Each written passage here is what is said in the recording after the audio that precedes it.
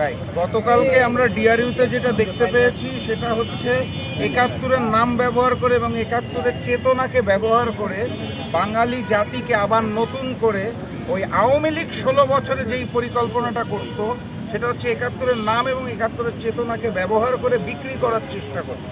গতকালকে আমরা ওই একই জিনিস দেখতে পেয়েছি, যেটার পিছনে আমরা বিশ্বাস করি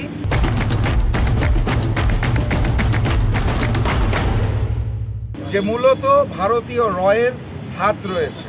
ভারতীয় গোয়েন্দা সংস্থার পরিকল্পনায় দিল্লিতে ফ্যাসিস্ট শেখ হাসিনা, আপনারা জানেন যে অফিস উদ্বোধন করা হয়েছে, সেখানে সে পরিকল্পনা করা হচ্ছে এবং ৭১-এর নাম ব্যবহার করে নতুন নতুন ষড়যন্ত্রের মাধ্যমে বাংলাদেশকে অস্থিতিশীল করার চেষ্টা করা হচ্ছে।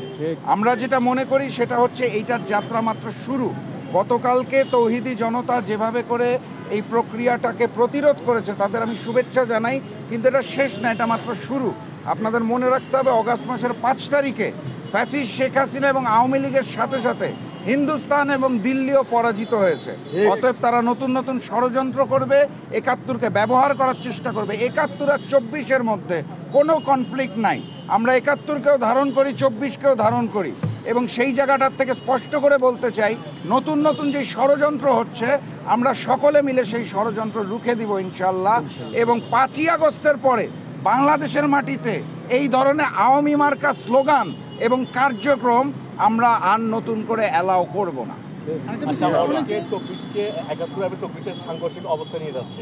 অনেক সুশীল এটা বলছে যে ৭১-এর এগেইনস্টে কেন মুক্তিযোদ্ধার গায়ে হাত তোলা হলো, এটা না। দেখুন, সো কল্ড মুক্তিযোদ্ধা, আমি শুধু মুক্তিযোদ্ধা বলবো না, সো কল্ড মুক্তিযোদ্ধা যারা মুক্তিযুদ্ধর পরিচয়টাকে ব্যবহার করে, আপনারা কার কথা বলছেন? গতকাল যেই নেতা আওয়ামী লীগের নেতাকে গ্রেফতার করা হয়েছিল তার এলাকায় যে খবর নেন কত সাধারণ মানুষের জমি জবরদখল করেছিলেন উনি।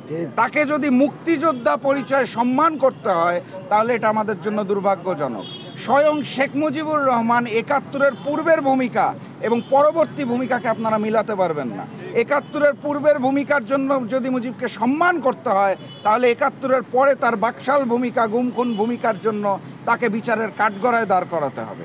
৭১-এ মুক্তিযুদ্ধ করেছেন বলে আপনি পরবর্তীতে আপনার সকল অপরাধকে আপনি ঢাকা দিবেন, ৭১-এর চেতনা বিক্রি করে এটা সম্ভব না, এটা আমরা মেনে নিতে পারি।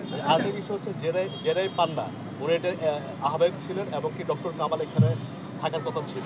পরবর্তীতে গণফোরাম থেকে বলা হলো যে উনি এখানে থাকার কোনো কথা না। এটা নিয়ে কীভাবে দেখছেন আপনারা? না, এটা গণফোরামের বিবৃতি। গণফোরাম একটা দল হিসাবে তাদের বিবৃতি দিতেই পারে, এটা নিয়ে মন্তব্য করা আমার সাজে না। কিন্তু আমরা যেটা দেখেছি, আমরা যেটা জানতে পেরেছি, সেই প্রোগ্রামে কামাল হোসেন সাহেবেরও থাকার কথা ছিল। এখন উনি কেন থাকেন নাই, নাকি ওনার নাম ব্যবহার করা হয়েছে, এটা আসলে তো লোকচক্ষুর অন্তরালে হয়েছে, এটা নিয়ে আমার মন্তব্য করা সাজে না। তবে আমি যেটা বলতে পারি সেটা হচ্ছে যারাই ৭১-এর নাম এবং চেতনাকে শেখ হাসিনার মতো ব্যবহার করে সামনে ষড়যন্ত্র করতে যাচ্ছেন, সেটা যেই হোক, পর্দার অন্তরালে বেশি দিন থাকতে পারবেন না, সামনে চলে আসবে এবং জনগণ কিন্তু আপনাদেরকেও বিচারের কাঠগড়ায় দাঁড় করাবে, নতুন বাংলাদেশে নতুন ষড়যন্ত্র করে। সংগঠনটা জুলাই যোদ্ধা অর্থাৎ ইনকিলাবের যে হাদি ভাই, ওনাকে নিয়ে একটু মন্তব্য করেছেন, ওনাকে কি করা হবে, রাষ্ট্রদ্রোহী বলছে। এই বিষয়ে আপনার কি মন্তব্য? না, দেখুন, হাদিকে আমি যতখানি চিনি সে একজন দেশপ্রেমিক মানুষ, রাজপথে ছিল, জনগণের জন্য কাজ করেছে এবং এখনও করে। আপনি খেয়াল করে দেখবেন হাদি হচ্ছে সেই ক্যারেক্টার যাকে আপনি আইডেন্টিফাই করতে পারবেন না যে সে কি বিএনপিপন্থী, না জামাতপন্থী, না সরকারপন্থী। হাদি হচ্ছে জনগণপন্থী, ইনকিলাবপন্থী, জনগণের মানুষের পক্ষের পন্থী। তো যুগে যুগে এটাই হয়েছে, যারা ভালো মানুষ, যারা দেশপ্রেমিক, তাদের বিরুদ্ধে ষড়যন্ত্র হয়েছে, তাদেরকে দেশদ্রোহী বানানোর চেষ্টা করা হয়েছে। হাদির সাথে আমরা সবাই আছি, হাদির ভয় পাওয়ার কোনো কারণ নাই। হাদির কলিজাটা তো পুরো শরীফ, তো ওর তো ভয় পাওয়ার কোনো কারণ নাই এবং আমরা সবাই হাদির সাথে আছি।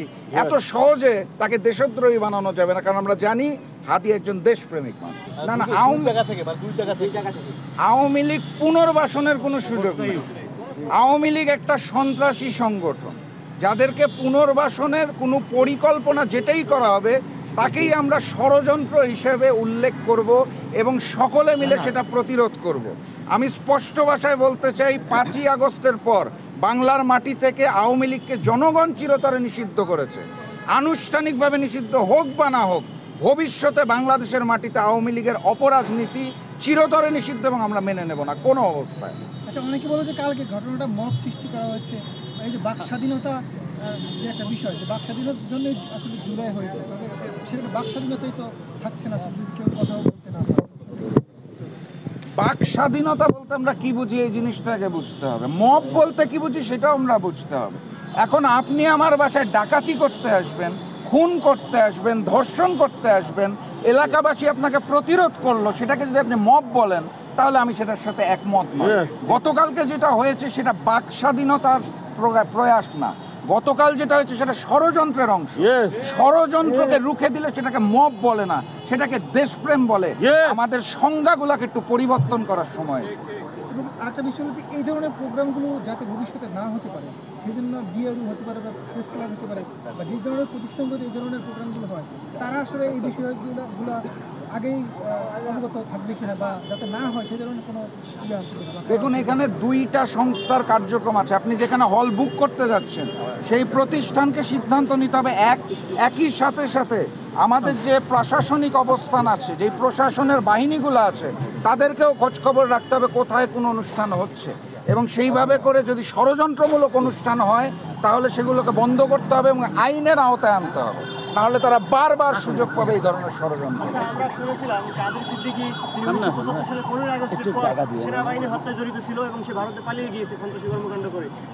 24-এর পরবর্তী সময়ে সে কি আবার সেই কর্মকাণ্ড পরিচালনা করতে চাচ্ছে কিনা আপনার কি মনে হয়? দেখুন, কাদের সিদ্দিকীকে আমার কাছে যেটা মনে হয়, উনি একজন সুবিধাবাদী মানুষ, এবং আপনি বিভিন্ন সময়ে দেখবেন উনি সুযোগ সুবিধা নেওয়ার জন্য বিভিন্ন সময় বিভিন্ন রকমের বিতর্কিত পদক্ষেপ নিয়েছে, এবং কখনো কখনো তিনি বলেন যে তার ভাইয়ের সাথে তার সম্পর্ক নাই, আবার যখন প্রয়োজন হয় তখন তার ভাই আপন হয়ে যায়।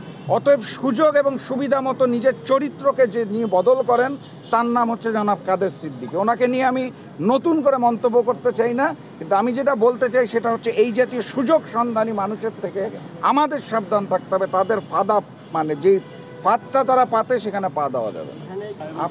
আপনি যদি ওই আগস্টের ইতিহাস আনেন তাহলে আমি আরও পুরানো জায়গায় ফেরত যাব। 71-এর মুক্তিযুদ্ধে আমরা যখন জয়লাভ করলাম তার পরবর্তী সময়ে আমরা যেটা দেখতে পেরেছি, উনি বিচার বহির্ভূত হত্যাকাণ্ড চালিয়েছে রাজাকার উপাধি দিয়ে, এবং সেই সময় কিন্তু তারা এইগুলা কার্যক্রম করতে যে ডাকাতির সাথেও জড়িত ছিল। অস্ত্র জমা দিব না, অর্থ লুটপাট করব, এই জাতীয় কার্যক্রম। তো বিচার যদি শুরু করতে হয় কাদের সিদ্দিকীর বিরুদ্ধে, তাহলে 75-এর পর না 71-এর পর থেকে শুরু করতে হবে। এবং বিভিন্নভাবে ওনার নামে নানা ধরনের অপবাদ আছে, এলাকাতেও অপবাদ আছে, জমি দখল নিয়ে অপবাদ আছে, গুম খুন নিয়ে অপবাদ আছে। বিচার করতে হলে 75 বা বর্তমান না, শুরু করলে 71 থেকে শুরু করতে হবে। কাদের সিদ্দিকী যে টাইটেলটা ব্যবহার করে, এই টাইটেলটাই ওনার ব্যবহার করার অবস্থান এবং যোগ্যতা আছে কিনা এটা নিয়ে আমার যথেষ্ট সন্দেহ আছে। আমি অত্যন্ত দুঃখের সাথে, লজ্জার সাথে বলতে বাধ্য হচ্ছি, উনি যে টাইটেলটা ব্যবহার করে এইটাও আসলে রাষ্ট্রীয়ভাবে যৌক্তিক নাকি নিজে নিজে বসিয়েছে, এই বিষয়ে একটা তদন্ত হতে পারে। ঠিক আছে, ধন্যবাদ সবাই। আসেন।